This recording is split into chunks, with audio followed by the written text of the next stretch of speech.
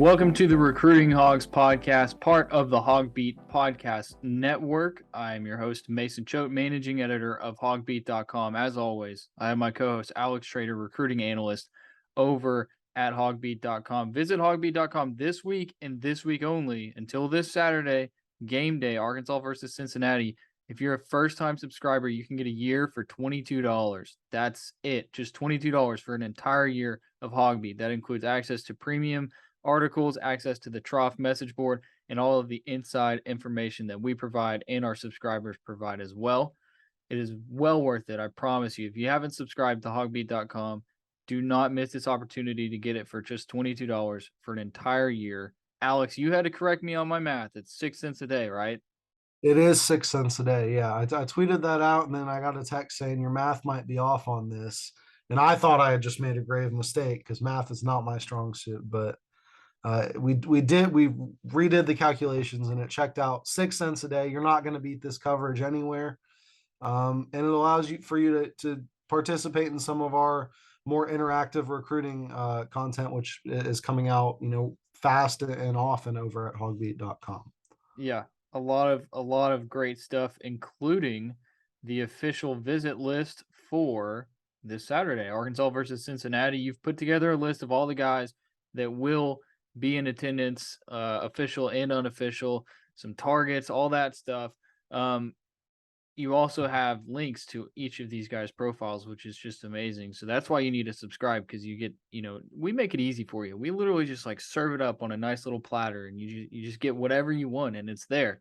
So some big time names are going to be in Fayetteville. I mean, the one that sticks out to me, and I feel like I talk about him every week, is Malachi Singleton. I'm super excited for Malachi Singleton to get on campus. Yeah, it's huge. And when I was able to confirm it with him, he seemed excited to be able to be back in town. And I'm sure the other recruits are too. When you're looking at building a team, you need to find the right quarterback. And so far, based on everything I've seen on film, everything I've seen in interviews, even though he's not necessarily trending as high as Razorback fans or even I particularly would like to see him trending in the ratings, he's doing all the right things. He's going out dominating Elite 11. And now he's getting out there and trying to bring guys into Fayetteville. There's a couple of huge 2024 names that are going to be there that are uncommitted. So that's something that if you're looking at it from an outside perspective, are you going to want to go to the game where, the quarterback's not showing up for the season opener for one of the most hyped games in his team's, season? Or do you want to be there where that guy's there, getting everybody together, kind of being able to build off of what was a incredible recruiting summer for Sam Pittman and the staff, bringing in, the majority of their class over the last couple of months? So kind of just run through some of these names that are going to be on campus this weekend. The guys who are already committed, and then you mentioned the guys that are targets for the 2024 class. Mention some of those names and why they might be important as well. Yeah, so one big name is it's Braylon Russell from 2024 coming in. Did take a couple visits to Ole Miss earlier this summer with another one of these guys, actually two of these guys in Charleston Collins and Walker White, three of the state's most talented prospects in 2024. All of them are going to be on the Hill this weekend. Russell, has since said, I'm just a kid. I'm out there having fun, going on visits, but I'm locked in with Arkansas. I'm going to be recruiting guys to come play at Arkansas. And if they're able to land the trio of Russell, Collins, and White, which, I'm leaning towards them being able to do so, especially at least for White and Russell, that's huge. That builds a solid foundation for this group, arguably even more solid than the guys you're seeing coming in from Arkansas in 2023. So would be massive to land those guys. And then you've also got another kid who recently included Arkansas in his top 5. We talked about him last week on the podcast, but Kavion Henderson is going to be in town from the 2024 class, along with, TJ Metcalf, Tevis Metcalf, Dallas Young, Davion Doger, just a huge group from Alabama coming in. And that could be, I believe Arkansas is trending towards being in a pretty good spot with Henderson. But if you're able to put on a solid visit, pick up a big win, get to tour the town with some of the guys that you're familiar with, then it's going to be hard for me to see, an Auburn or an Oklahoma or especially a Cincinnati coming in and taking over Arkansas for that front runner spot. Yeah, I think that it is, they have all these guys coming in, and it's very beneficial that it's going to be a huge game. Arkansas, Cincinnati, the crowd is going to be out. It's going to be an incredible atmosphere in Fayetteville, top 25 matchup, first game of the season. Everybody's excited. And that's always something that you talk about is you want to have those big time targets on campus for the big time games. Think of last year, the Texas game, the basketball team had Nick Smith in town. Nick Smith saw that Texas game, that atmosphere, the Razorback fans, and he knew about it. He's an Arkansas kid, but to see it how they are right now, how excited people and how hungry people are for Razorback athletics, that helps, and that's good. I'm curious what you think about. You mentioned Braylon Russell still taking visits, going to Ole Miss. What do you think about that? How are you going to say that you're locked in to one school, yet you're going to go visit another school? Personally, I don't love it, but I'm also not, being recruited and mentioned by all these different coaches trying to, constantly reach out to me, bring me in, get me to flip. So there's a fine line there. He did commit, I've said it before, but he committed in November of last year, which is, incredibly early for his class. He committed as a young sophomore, not even halfway through his sophomore season. So there's something to be said about that he did feel comfortable enough, and he's coming back and saying, you know what, I'm locked in after that Ole Miss visit. Um, it also helps that it's the in-state team. He kind of has, grown up being around the Razorbacks. As far as, the coaching staff, I personally, if I was a coach, would want to make sure that a kid, and I think it was Brent Venables that said this, and he caught a lot of flack, but if you're committed, I would like to know that you're kind of locked in. So it's an interesting dynamic, but one that's not going away, especially with the transfer portal and with everything going on. Kids want to see as many options as they can. That way, one, they make sure they're making the right decision out of high school. But two, if you have 5 official visits, why not take them? And that way, in a year or 2 or 3, if things aren't working out at your current school, you've already got some ties with other programs that would allow you to potentially come in and not be a complete stranger to your new area. Gotcha. Okay, I can get along with that. Yeah, as you mentioned, it's not really something that you like, but we are not these high school kids being recruited. I'm sure, the conversation kind of goes like this. Hey, look, we know you're committed to Arkansas, but just come check us out. Let us talk to you. We don't expect anything. We just want to get you on campus. That's normally the sell is like, just let us get you on campus and then we'll go from there. And so, I get it from his perspective, but people and especially the fans of the team that you're already committed to are always going to be weird about it. Well, and especially, considering in 2023, you've got a guy in Jalen Braxton that at the time of his official visit to Arkansas was a member of the Michigan State Spartan class. So there's something to be said about, being able to bring kids on campus. And, once you see the grass on the other side, it might actually be greener for you.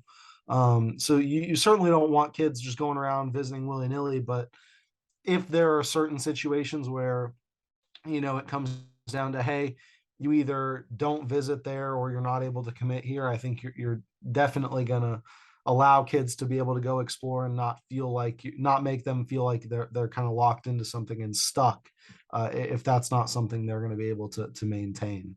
Yeah, yeah, no, I agree. Let's move this thing forward. You mentioned Davion Doger. He's going to be on campus this weekend. He's basically already has like a very, good season as a wide receiver. Like if the season ended today, you would look at his numbers and be like, "Hey, that's a pretty good year." I mean, like if you're I'm trying to put this into like, yeah, you want him to have more, but like that's a good year at wide receiver just like on average.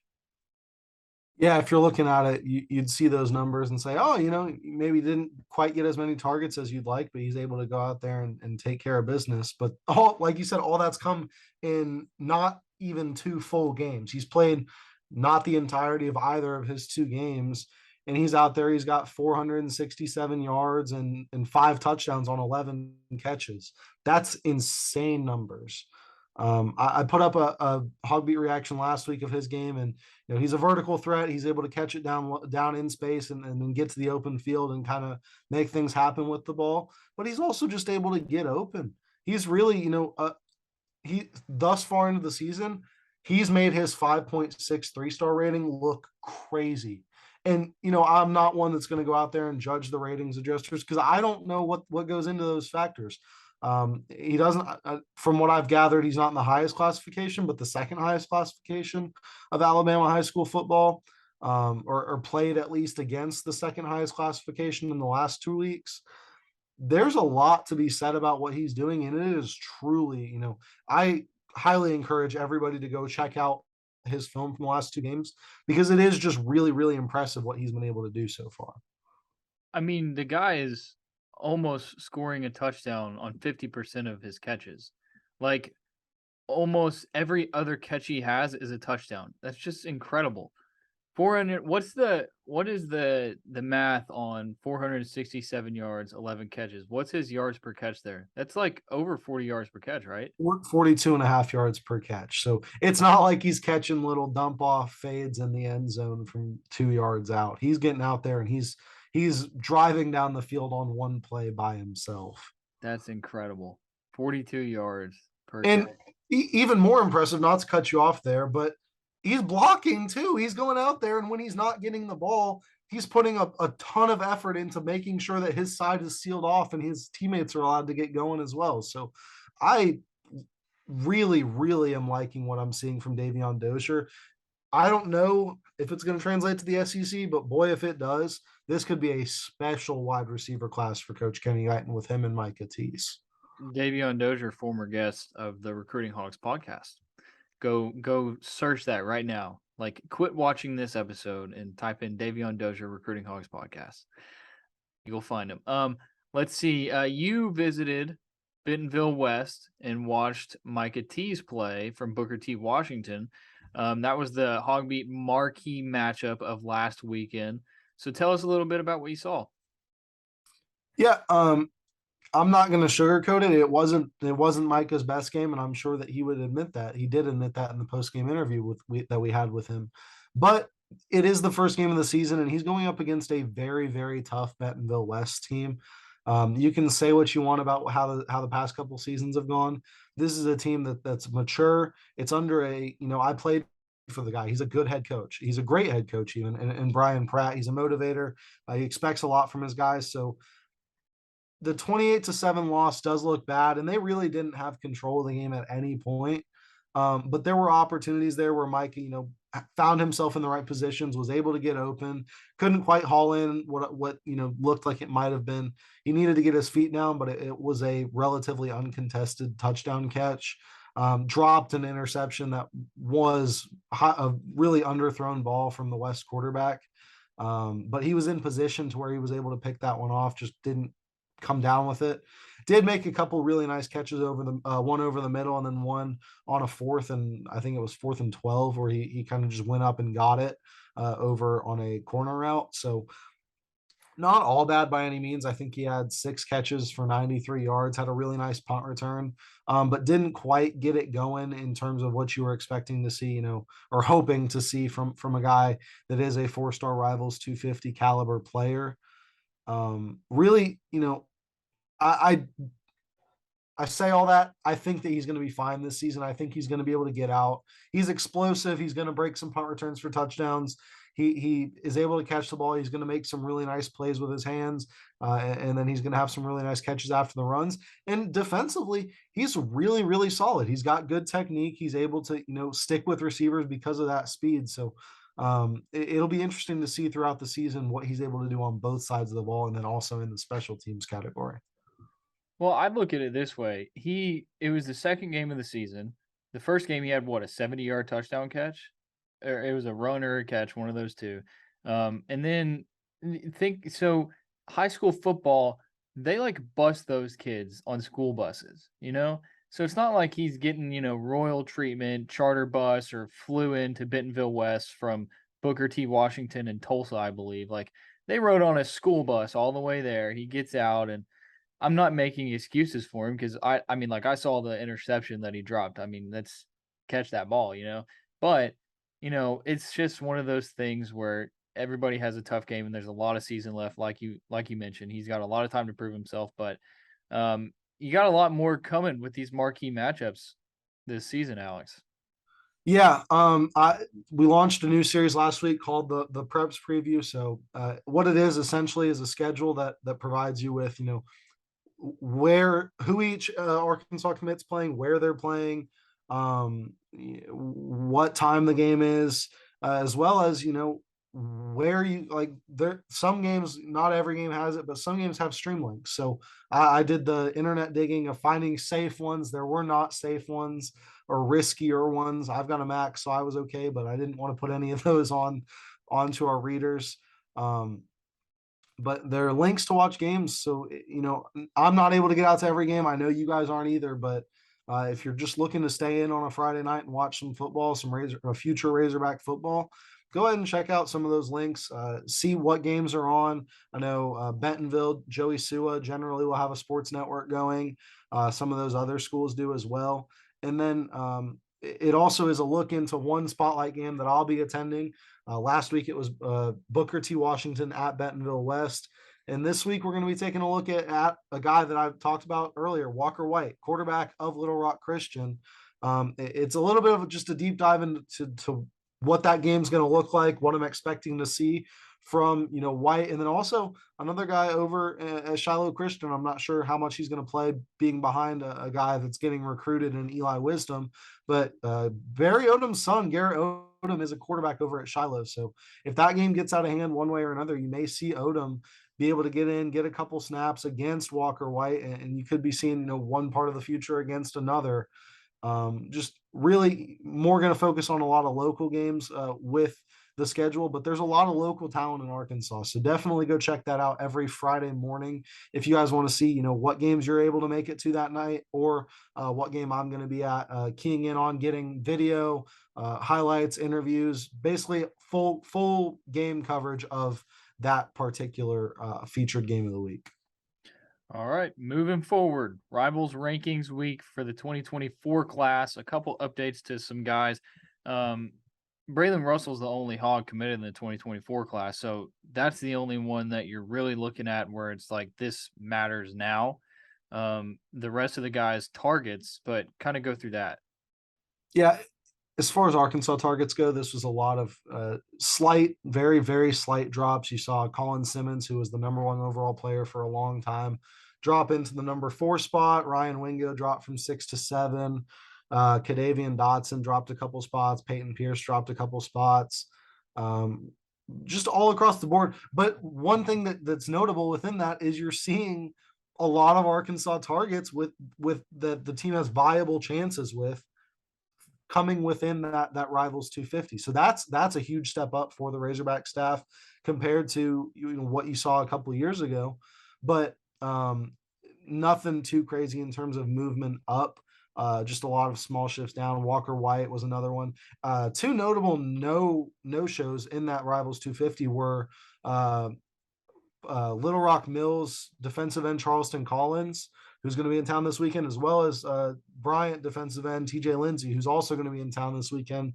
Both picked up huge offers this summer. I know Collins got offers from Alabama, Georgia, Notre Dame, as well as Arkansas and Ole Miss, and then Lindsey had a couple of the same. He had Notre Dame, he had Georgia, finally picked up his Arkansas offer. So two guys that I really was expecting to see crack, jump up from not rated by Rivals into that Rivals 250. I would expect for them to see 5.8 4-star ratings tomorrow morning whenever the defensive position rankings are updated. But those were really the only two guys that I was expecting to see that I didn't. All right, and then let's wrap it up here with your tight ends Hog Board. So this one probably wasn't that, it was probably hard because Arkansas has recruited tight ends so well that it's like, do they really need a tight end? So kind of fill us in on that. If you're listening to this on Wednesday, you can go check it out for free at HawgBeat.com. But if you're late to it, if you're listening to this Thursday, Friday, it'll be premium by then, which is why you need to take advantage of that $22 for your first year of HawgBeat.com. Yeah, absolutely. And I even started off the big board by saying, I don't know if this is a position that Arkansas really needs to be looking at in 2024. There are a couple names where you're looking at it, and you don't turn down rivals 100 talent, no matter what position it is, because those are just athletes. You're able to get them in there, plug them into a system, and hopefully make something great happen. But even combing through, there was, I think, 11 offers. Four of them were committed elsewhere. So of the seven guys that were still on the board for Arkansas, I hated doing it, but I can only put one of them above low interest, and I did have him in high interest because he did announce a visit here in the near future. But it's Christian Bentinker uh, out of Illinois. Big would be a huge pickup. I watched some of his film last night, and I added this comparison. I'm not saying he is this guy, but he plays a lot like Gronk. He goes up, gets the ball, and then he's able to moss you in the end zone, but also if he catches it in open space, he's not looking to shy away from contact or even be slow and go down. He's going to run you over, and he's going to, kind of hit that truck stick, hit stiff arms all the way down the field. It's going to take more than one guy to bring him down most of the time. So would be a huge pickup for Arkansas. But like I said, as far as other guys go, I don't think Dow Loggins is saying, I need a guy in this class. I'm going to sit there and run my head into the ground. I think honestly, if you can't get Bentinker, start looking to a 2025 where you've got a really, really talented tight end over in Allen, Texas, in Devon Mitchell. But as far as 2024 goes, Bentinker is really the only guy that I can see Arkansas, at least at this time, pulling the trigger on, and vice versa as well. The interest seems to be reciprocal, which it isn't for a lot of the other prospects. All right. Before we wrap up, be on the lookout for Alex's town hall story. That's where he answers subscriber questions about recruiting. And if you want to ask those questions on the message board and get your answers, take advantage of that $22 a year. It is go visit HawgBeat.com and you will find the deal. You can click on the link. It's on all of our stories. I posted a story about it as well. But what you'll do is you'll click on the link and you'll use promo code HAWGS22 HAWG22 HAWGS 22, and you'll get that first year for $22. That's an incredible deal. It's normally $100, so we're saving you a lot of money here, and it is worth it because you'll get to ask questions like these subscribers are asking Alex for the town hall story. So be on the lookout for that. That will be a premium story, but you might get one or two questions for free if we're feeling nice. So thank you for listening to the Recruiting Hogs podcast. Thank you, Alex Trader, for all you do. And we'll talk to everybody next Wednesday.